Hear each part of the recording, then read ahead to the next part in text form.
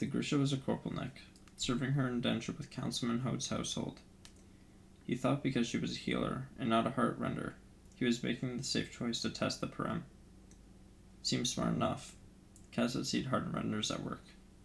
They could rupture your cells, burst your heart in your chest, steal the breath from your lungs, or lower your pulse so that you dropped into a coma, all while never laying a finger on you. If even part of what Vanek said was true, the idea of one of them dosed with Yurdaprem was a daunting proposition. So the Murchers had tried the drug on a healer instead, but apparently things hadn't gone according to plan.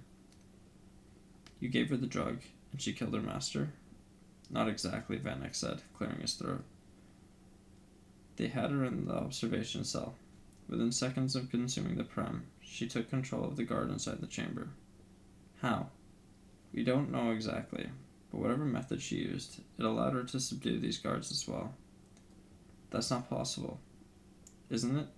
The brain is just one more organ, a cluster of cells and impulses. Why shouldn't a Grisha under the influence of Yurdaprem be able to manipulate those impulses? Kaz's disbelief must have shown. Look at these people, Vanek insisted. She told them to wait, and that's exactly what they've done. That's all they've done since. Kaz studied the silent group more closely. Their eyes weren't blank or dead. Their bodies weren't quite at rest. They were expectant. He suppressed a shiver. He'd seen peculiar things, extraordinary things, but nothing like what he'd witnessed tonight. What happened to Hode? She commanded him to open the door, and when he did, she ordered him to cut the thumb from his hand. We only know how it all happened because a kitchen boy was present. The Grisha girl left him untouched, but he claims Hode carved away his own thumb, smiling all the while. Kaz didn't like the idea of some Grisha moving things around in his head, but he wouldn't be surprised if Hode deserved what he got.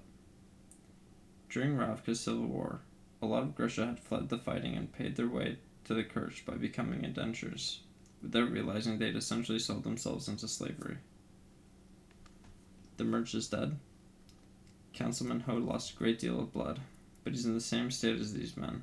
He's been removed to the country with his family and staff from his house. Did the Grisha healer go back to Ravka? Kaz asked. Vanek gestured Kaz out of the eerie boathouse and locked the door behind them. She may have attempted it, he said, as they retracted their steps to the garden and along the side of the house. We know she secured a small craft, and we suspect that she was headed to Ravka, but we found her body washed up 2 days ago near the Third Harbor. We think she drowned trying to get back into the city. Why would she come back here? For more Yurdaprem. Kaz thought of Mika's glittering eyes and waxy skin. It's that addictive? It seems to take only one dose. Once the drug has run its course, it leaves the Grisha's body weakened, and the craving is intense. It's quite debilitating. Quite debilitating seemed like a bit of an understatement. The Council of Tides controlled entry to the Ketterdam harbors. If the drugged healer had tried to return at night in a small boat, she wouldn't have had much of a chance against the current. Kaz thought of Mika's gaunt face, the way his clothes hung from his body. The drug had done that to him. He'd been high on Yurdaprem and already greedy for the next dose. He'd also looked ready to keel over. How long could a Grisha go on that way? It was an interesting question, but not relevant to the matter at hand. They'd arrived at the front gate. It was time to settle up. 30 million Kruga, Kaz said. We said 20, sputtered Vanek. You said 20. It's clear you're desperate. Kaz glanced back in the direction of the boathouse, where a room full of men simply waited to die. And now I see why. The council will have my head.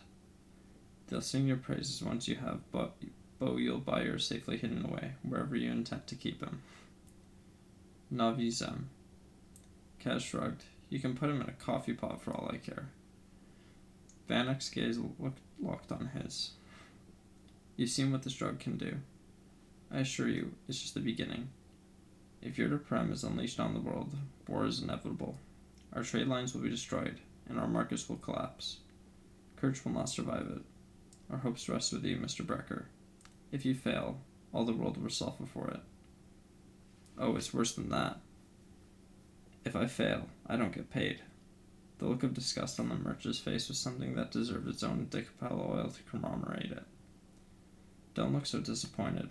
Just think how miserable you would have been to discover this canal rat had a patriotic streak. You might actually have had to uncurl that lip and treat me with something closer to respect. Thank you for sparing me that discomfort, Van Eyck said disdainfully. He opened the door, then paused. I do wonder what a boy of your intelligence might have amounted to under different circumstances, asked Geordie, Kaz thought, with a bitter pang, but he simply shrugged.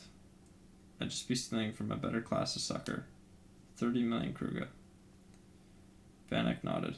30. The deal is the deal. The deal is the deal, Kaz said. They shook. As Van Eyck's neatly manicured hand clasped Kaz's leather-clad fingers, the merchant narrowed his eyes. Why do you wear the gloves, Mr. Brecker? Kaz raised a brow. I'm sure you've heard the stories, each more grotesque than the last. Kaz had heard them too. Brecker's hands were stained with blood. Brecker's hands were covered in scars. Brecker had claws and not fingers, because he was part demon. Brecker's touch burned like brimstone. A single brush of his bare skin caused your flesh to wither and die. Pick one, Kaz said, as he vanished into the night, thoughts already turning to 30 million Kruger, and the crew who need to help him get it. They're all true enough.